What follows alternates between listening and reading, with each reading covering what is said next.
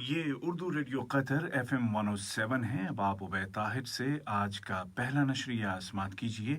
इब्तिदा में पेश खिदमत हैं इस वक्त की अहम सुर्खियाँ।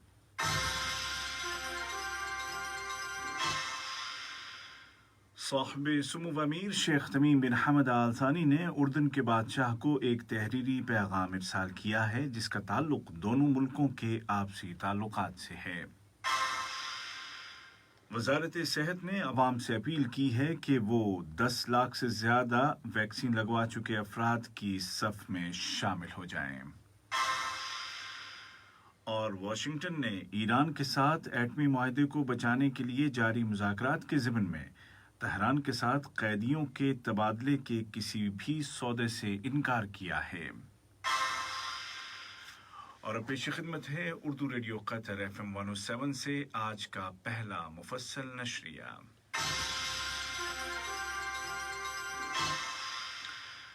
बिस्मिल्लाहिर्रहमानिर्रहीम।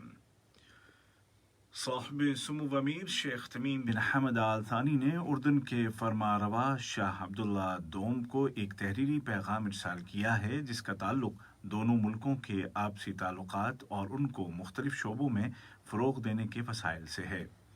अम्मान में कतर के सफ़ीर शेख सऊद बिन नासिर बिन जासिम आल थानी ने अल हुसैनिया पैलेस में शाह उर्दन के साथ एक मुलाकात के दौरान ये पैगाम उनके हवाले किया। कतर इस्लाम और अमन का गहवारा है और इसी ज़िम्न में वज़ीर औक़ाफ़ और इस्लामी उमूर डॉक्टर गैथ बिन मुबारक अल कुवारी ने रमज़ान के खुसूसी प्रोग्राम व आमनहुम मिन खौफ के पहले एपिसोड का इफ्तिताह किया। अपनी तकरीर में उन्होंने कहा कि इस्लाम के जामे सकाफ़ती मफ़हूम की तफ़हीम में उलमा और दीनी इदारों का बुनियादी और अहम किरदार है जो उम्मत के लिए तरक्की और आगे बढ़ने के नए रास्ते पैदा करता है और इत्तेहाद व इत्तिफ़ाक़ के नए नए मौक़े बनाता है। कतर ने नुमाइशों के आलमी दफ्तर की एग्जीक्यूटिव कमेटी के इजलास में सन 2023 में दोहा में होने वाली एक्सपो 2023 की तैयारियों का जायज़ा पेश किया। ये इजलास वीडियो कॉन्फ्रेंसिंग टेक्नोलॉजी के ज़रिए बुलाया गया था। दोहा हार्टिकल्चर एक्सपो 2023 के जनरल सेक्रेटरी और वजारत बल्दियात व माहौलियात में पार्कों के डिपार्टमेंट के डायरेक्टर इंजीनियर मोहम्मद अली अल खोरी ने एक्सपो 2023 की मेज़बानी के हवाले से जारी कोशिशों का जायज़ा पेश किया। उन्होंने कहा कि कोरोना वबा के असरात के बावजूद एक्सपो की तैयारियां जारी हैं। वज़ारत बल्दियात व माहौलियात ने इंटरनेशनल एटॉमिक एजेंसी के हादसात और हंगामी हालात के मरकज़ और एटमी सिक्योरिटी के शोबे के ताउन से मुनाक़िद किए गए एक सिम्पोजियम में शिरकत की है। वज़ारत के रेडिएशन एंड केमिकल डिपार्टमेंट में सिम्पोजियम की नुमाइंदगी की। ये मुज़ाकरा वीडियो कॉन्फ्रेंसिंग टेक्नोलॉजी के ज़रिए मुनाक़िद किया गया जिसके दौरान एटॉमिक सिक्योरिटी और इमरजेंसी सूरत हाल से निमटने के शोबों में सलाहियतों को जिला बख्शने के लिए IAEA के तरीक़ाकार का जायज़ा लिया गया और एजेंसी की जानिब से पेश किए जाने वाले प्रोग्रामों को दिखाया गया।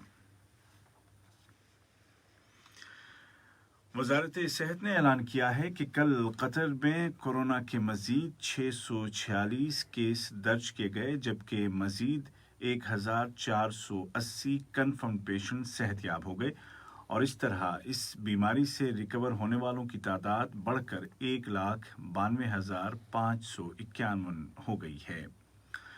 उधर वैक्सीनेशन का नेशनल प्रोग्राम ज़ोर शोर के साथ जारी है और गुज़िश्ता 24 घंटों के दौरान 24,911 डोज दिए जा चुके हैं और इस तरह इस कैंपेन के आगाज़ से अब तक 16 लाख से ज़्यादा खुराकें दी जा चुकी हैं। वज़ारत सेहत ने अवाम से अपील की कि वो भी उन 10 लाख से ज़्यादा अफराद की सफ़ में शामिल हो जाएं जिनको महफूज अंदाज में वैक्सीन लगाई जा चुकी है। عالمی اور عربی سطح پر اس وبا کے پھیلاؤ کو روکنے اور اس کو کنٹرول کرنے کے لیے کچھ ملکوں نے مزید احتیاطی فیصلے اور نئے اقدامات کیے ہیں۔ ان ملکوں میں عمان اور سعودی عرب بھی شامل ہیں۔ ادھر بھارت میں کورونا وائرس کی بدترین لہر جاری ہے اور روزانہ نئے ریکارڈ نمبر سامنے آ رہے ہیں۔ دنیا کے مختلف ممالک بھارت کی مشکلات کو کم کرنے کے لیے طبی امداد بھیج رہے ہیں۔ واضح رہے کہ بھارتی اسپتالوں پر شدید دباؤ ہے اور آکسیجن کی شارٹیج ہے۔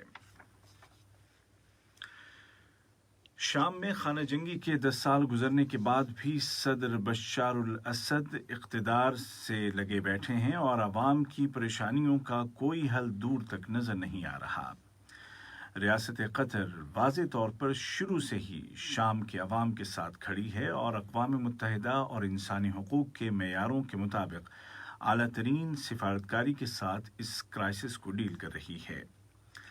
اس حوالے سے لاپتہ اور جیلوں میں بند شامی افراد کے امور کے ادارے کے سربراہ جناب یاسر الفرحان نے قطر کے قابل تعریف انسانی کردار کو سراہا، جو وہ جرائم میں ملوث افراد کو سزا سے نہ بھاگنے دینے میں عالمی پلیٹ فارمز پر ادا کر رہا ہے۔ یہ خبریں آپ اردو ریڈیو قطر FM 107 سے سن رہے ہیں۔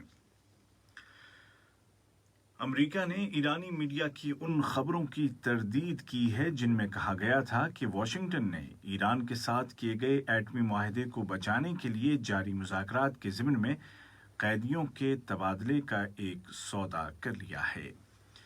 ایران کے ٹیلی ویژن نے ایک سرکاری ذریعے کے حوالے سے کہا تھا کہ کانگریس کے دباؤ اور ایرانی مسئلے میں فوری پیش رفت حاصل کرنے کے لیے امریکہ نے $7 ارب اور 4 امریکیوں کے بدلے 4 ایرانیوں کو رہا کرنے پر رضامندی ظاہر کر دی ہے۔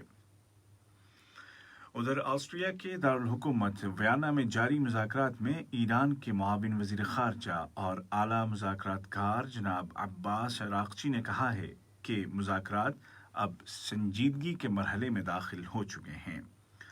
انہوں نے کہا کہ امریکہ کی پابندیوں کی لسٹ سے بعض افراد اور اداروں کے نام خارج کرنے اور بعض سیکٹر سے پابندیاں اٹھانے پر اتفاق کر لیا گیا ہے۔ سوڈان کے وزیر اعظم جناب عبداللہ حمدوک نے آزادی سوڈان نامی تحریک کے کمانڈر جناب ارکو میناوی کو ملک کے مغرب میں واقع صوبے ڈارفور کا حکمراں بنانے کا فیصلہ جاری کیا ہے۔ اس فیصلے کے مطابق جناب مناوی کو آئینی دستاویز سن 2019 کی شقوں پر عمل درآمد کرتے ہوئے اور عبوری حکومت اور امن عمل میں شامل جماعتوں کے درمیان ہونے والے جوبا معاہدے کے تحت اس منصب پر فائز کیا گیا ہے۔ اور ایتھوپیا کے وزیر اعظم جناب ابی احمد نے کہا ہے کہ آئندہ ماہ جولائی کے دوران النہضہ بند کو بھرنے کا دوسرا مرحلہ ایتھوپیا کے لیے نیا جنم ہوگا۔ دوسری جانب سوڈان اپنے موقف کی تائید حاصل کرنے کی کوشش کر رہا ہے اور اس کی وزیر خارجہ محترمہ مریم المہدی یوگینڈا، کینیا اور ڈیموکریٹک کانگو کا دورہ کر رہی ہیں۔ سوڈان کا الزام ہے کہ ایتھوپیا ہٹ دھرمی کا مظاہرہ کر رہا ہے اور زمینی حقائق کو زبردستی نافذ کرنے کی کوشش کر رہا ہے۔ آج کا پہلا نشریہ ختم ہونے سے قبل اس وقت کی اہم سرخیاں ایک مرتبہ پھر سن لیجیے۔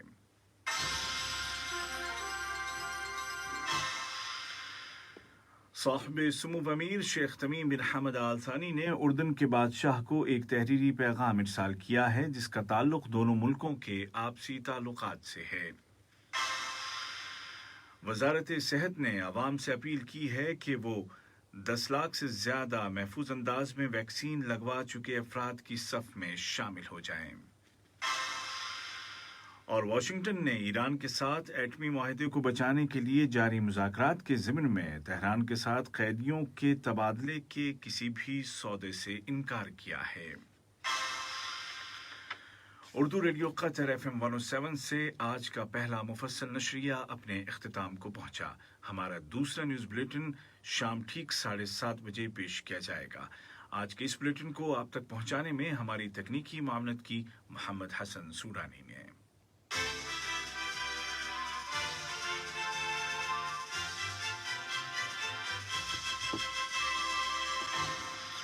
Ramadan timings on FM 107.